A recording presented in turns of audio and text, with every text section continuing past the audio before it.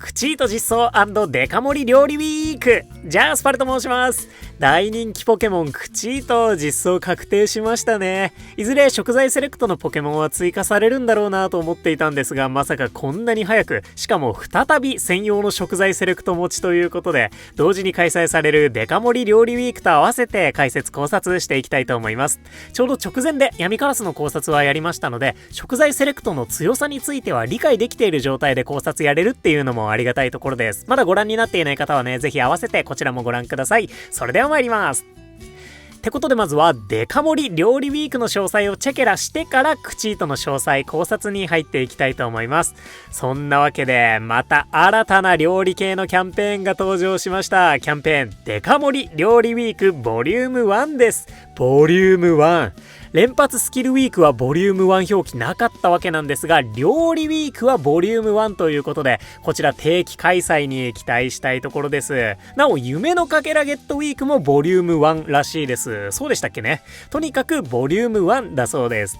食いしん坊も大満足デカ盛り料理ウィーク。1週間続くこのキャンペーンは得意なもの食材のお手伝いポケモンたちが大活躍する特別な期間です。また期間中は料理で手に入るエナジーが 1.5 倍されます。さらに一部の得意なもの食材のポケモンと料理に関連するメインスキルを持つ一部の得意なものスキルのポケモンをピックアップします。お楽しみにとなっておりまして、料理 1.25 倍などとケチくさいことは言わずぎっちり 1.5 倍の料理キャンペーンとなっております。スプリングフェスのように料理固定ではないんですが、この1週間も1年を通してトップクラスにエナジーを稼げる1週間となることと思います。ピックアップは後ほど詳細確認していきます。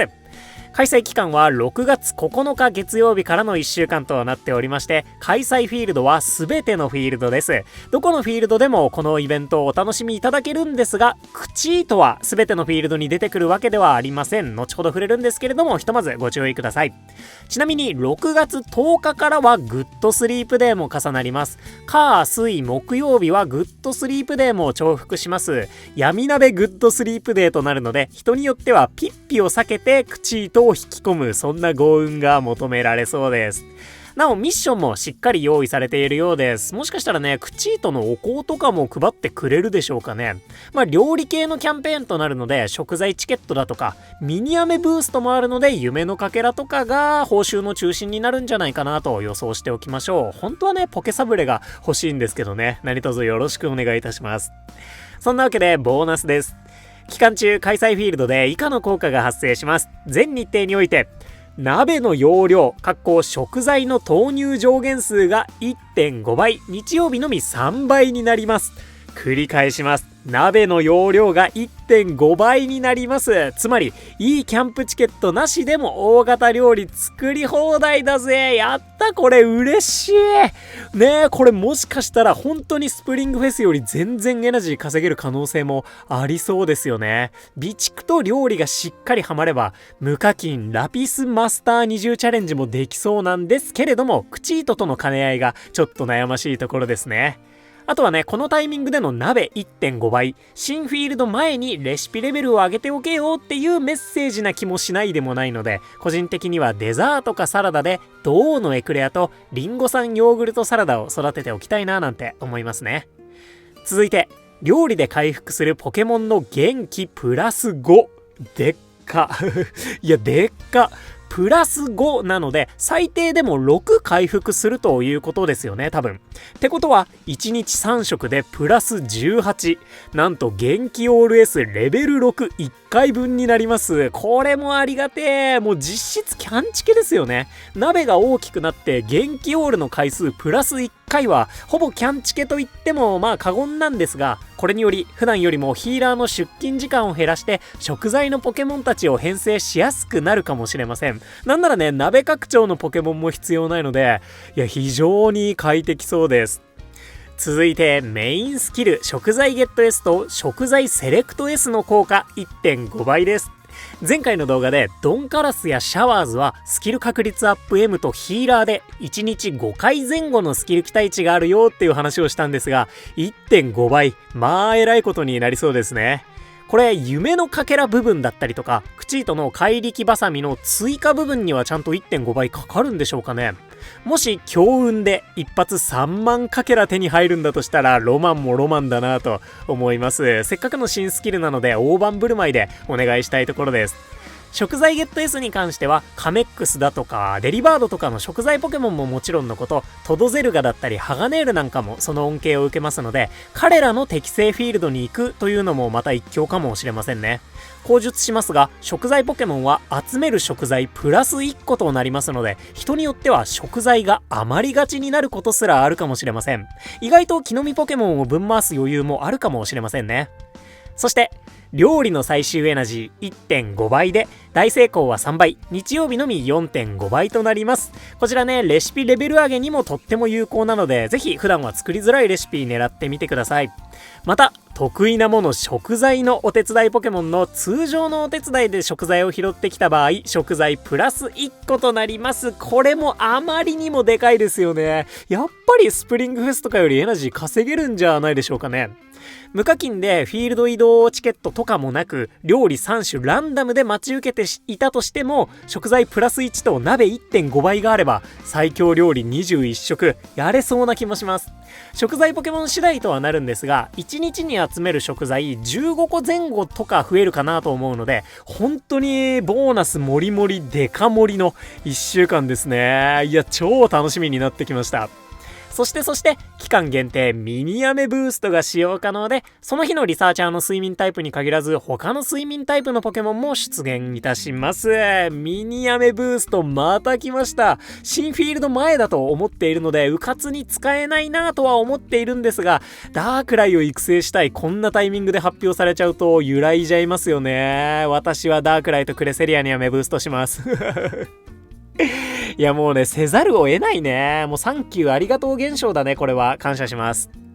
ということで2周年フェスで来るかと思いきや、ここでもまさかのアメブーストが来るということで、やはりね、今年はミニアメブーストをたくさん開催するっていう方針なのかもしれませんね。さあ、それではピックアップとなります。下記のポケモンたちといつもより多く出会えるチャンスです。中ピックアップクチートです。そしてそれ以外は小ピックアップとなっているんですが、今回ラインナップがなかなかややこしくなっておりますので、最初から各フィールドごとのポケモン見ていきつつ特徴をお話ししていきたいなと思います。まず若草本島です。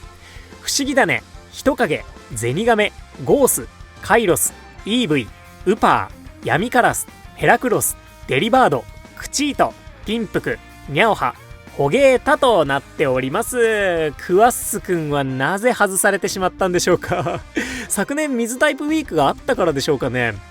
若草はね、ピックアップされるポケモンが非常に多いので、基本的にはポケモンの狙いがある場合は他のフィールドへ行くことをお勧めします。ただ若草にもクチートが出てきますので、初心者の方にはおすすめのフィールドとなりそうです。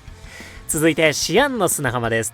ゼニガメ、カイロス、イーブイ、ウパー、ヘラクロス、ピンプク、ホゲータがピックアップとなっております。シアンにはクチート出現いたしません。また若草を除くとシアン限定なのはカイロス、ヘラクロスとなっております。ウパーやホゲータはクチートも出てくるトープがありますので、カイロス、ヘラクロスをピンポイントで狙いたい方におすすめのフィールドとなるでしょうか。次のフィールドが虫タイプのフィールドなんじゃないかと予想されているので、虫ポケ好きさんにおすすめですね。メガ進化もしてほしいところです。続いてトープ洞窟、人影、ゴース、イーブイ、ウパー、クチート、ホゲータがピックアップとなっております。若草以外でトープ限定なのは人影となりますね。そしてトープはクチート出現いたします。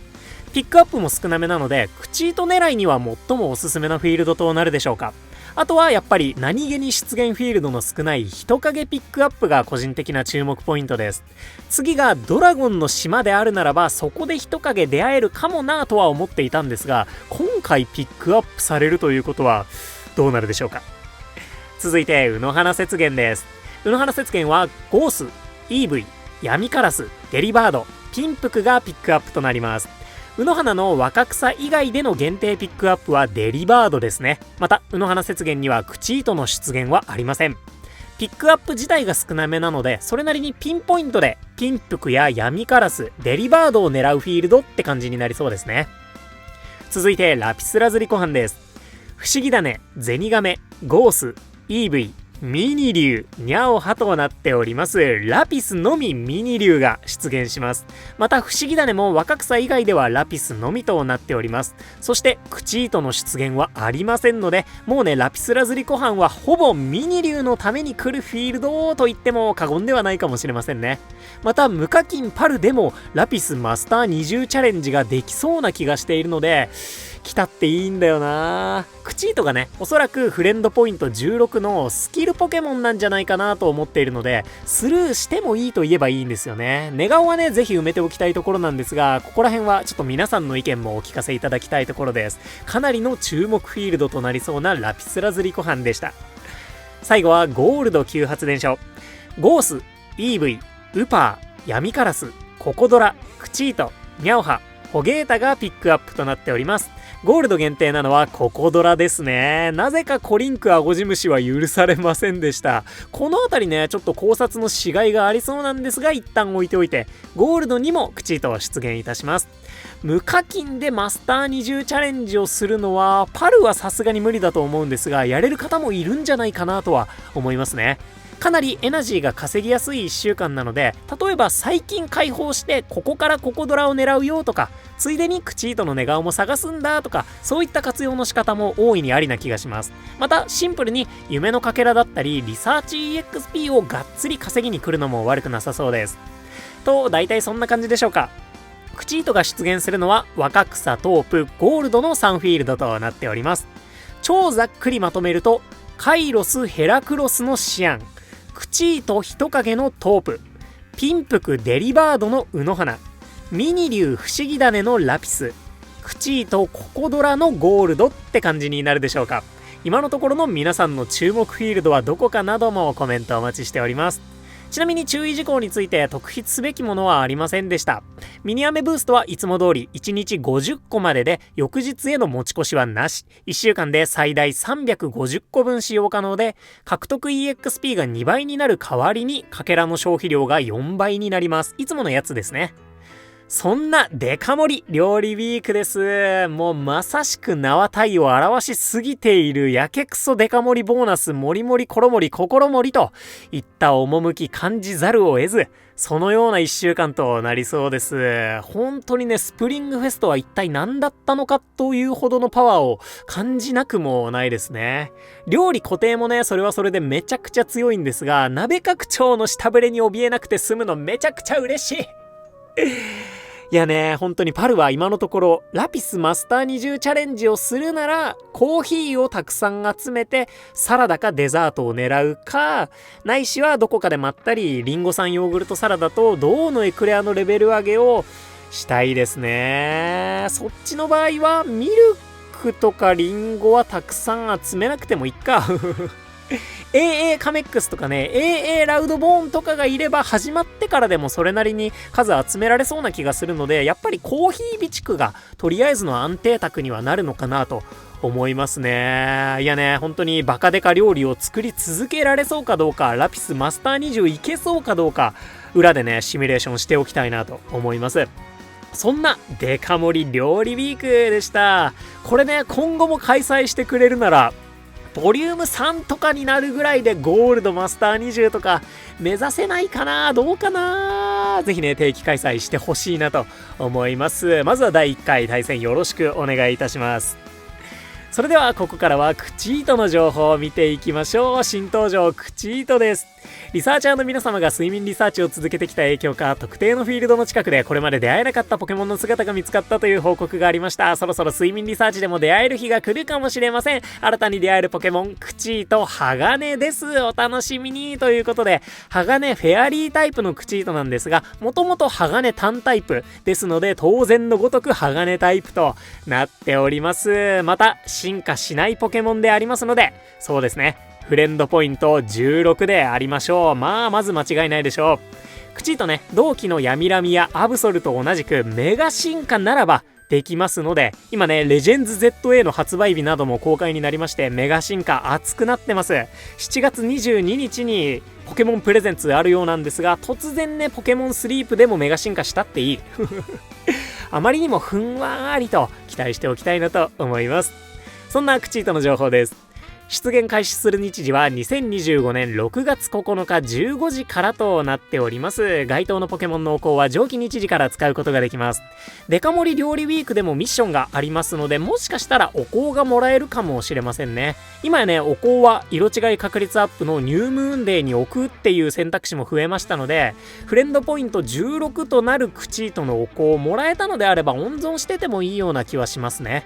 出現するフィールドは若草本島、トープ洞窟、ゴールド級発電所の3フィールドです。ヤミラミくんもゴールド出てきていいんですけどね、一応彼ゴーストタイプも持っているんですけれども、まあそれはさておき、出会える睡眠タイプは鋼タイプのセオリー通りぐっすりタイプとなっております。そしてメインスキルが怪力バサミ食材セレクト S となるようです。いや、まさかこんなに早く別の食材セレクトが来るとは思いませんでした。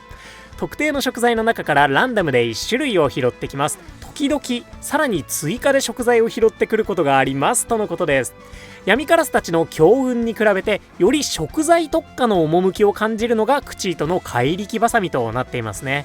強運の夢のかけらは稀にという表記だったんですが、怪力バサミは時々ですね。この時々という表記、ブラッキーの月の光にも使われておりまして、ポケモンスリープ攻略検証ウィキさんの検証中のデータとはなるんですが、大成功確率 46% くらい月の光はあるようなので、 2,3 回に1回くらいは怪力バサミの追加効果発動してくれそうな予感がします。まあそれくらいないと強運の夢のかけらに勝てなそうな気もするので、追加でいくつ増えるのかもまだわからないんですが、闇カラスたちより 1.3 倍から 1.5 倍くらい食材増えてもおかしくないんじゃないかなと思います。いや、言い過ぎでしょうかね。めちゃくちゃ強そうなんですけれども、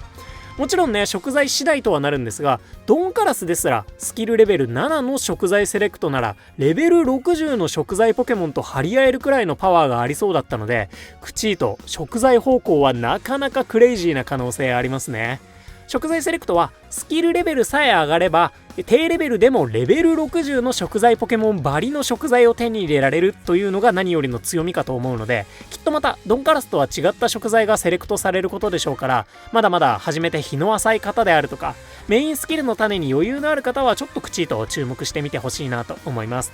先にね、セレクトする食材を教えてほしいですよね。ちなみにあまりにもガバガバな食材予想をしておきたいと思います。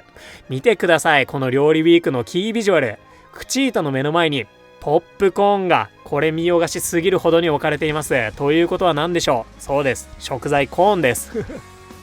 闇カラスのコーヒーに対してクチートはコーンで行かせていただきたいなと思います。またピンプクの目の前にはサイコソーダがあります。甘い蜜ですね。そしてゼニガメの前にはコーラで一番使う食材なんでしょうか。そう、リンゴです。つまりコーン、蜜、リンゴ、これがクチートの食材ですで、食材セレクトに入るのはコーン、リンゴ、蜜、カカオとかでどうでしょうかこのラインナップなのであれば、確かにね、ドンカラスの 1.5 倍食材集められたっていいような気がしないでもないですよねねえ、こんなあまりにもガバガバすぎる予想、果たしてどこまで当たるでしょうか。ぜひね、皆さんもの予想も教えていただければなと思います。そんなクチートでした。これまでの前例通りであれば、新たなスキルを持ってくるポケモンは得意なもの、スキルのポケモンという通例があるにはあるんですが、料理ウィークと同時に来るのでワンチャン食材のポケモンである可能性もあるのかなとは思いますね。その場合、怪力バサミは結構おまけスキルになりそうではあるので、どうなるのか実装楽しみです。ぜひね、そのあたりの予想もお待ちしております。ということで、だいぶと長くなりましたので、今回の動画を超ざっくりまとめて終わりたいと思います。デカ盛り料理ウィーク、鍋容量 1.5 倍で食材ポケモンは食材プラス1個集められる実質いいキャンプチケットみたいな破格のボーナスを持つ1週間です。料理エナジーもしっかりと 1.5 倍されますので、普段作りづらい大型料理のレシピレベルを上げるもよし、特定のフィールドのマスター20を狙うもよし、料理系最強と言ってもいいほどのキャンペーンとなっているかなと思います。さらにミニアメブーストがありますので、使いたいところなんですが、新フィールドが近いかもしれないので、かけらの使いすぎにはご注意ください。またクチートが登場します。クチートはおそらくフレンドポイント16でゲットが大変です。若草本島、トープ洞窟、ゴールド急発電所にのみ登場します。専用スキルの怪力バサミはより食材に特化した食材セレクトとなりそうなので、まだ高レベルの食材ポケモンたちがそこまで揃っていないという方には特に力を貸してくれるポケモンになるだろうなと思います。ドンカラスと違って進化によってスキルレベルが上げられないんですが、いつかのメガ進化にも期待したいところですね。そんな感じでしょうか。いや、動画作っててもめちゃくちゃテンションの上がるデカ盛り料理ウィーク、6月9日からの開催となります。そして料理ウィークが終わると、おそらく1ヶ月後には2周年フェスが始まるか始まってるかと思うんですよね。なので6月下旬、新フィールドが来るならここなんでしょうか、それともまだ引っ張るんでしょうか。そのあたりも楽しみにしながら、来週は料理ウィークに向けて準備しつつ過ごしたいかなと思います。ぜひ皆さんの意見、感想、予想もコメントに何でもお寄せいただけたらなと思います。そんなクチート実装&デカ盛り料理ウィークでした。いや、マジで盛りだくさんでしたね。料理ウィークのシミュレーションは後でやっておきたいなと思います。ということで、ここまでご視聴いただきまして誠にありがとうございました。お相手パルでした。よろしければ動画にグッドを押していただけますと動画制作の励みとなります。皆さんからのグッド本当に元気もらえてます。ありがとうございます。それではニュームーンで皆さんどんな結果となりましたでしょうか。もうね、ボーナスはなくなってしまったわけなんですけれども、ひとまずデカ盛りウィークやミニアメブーストに向けて準備進めてまいりましょう。今日も元気にいってらっしゃい。またね、バイバーイ。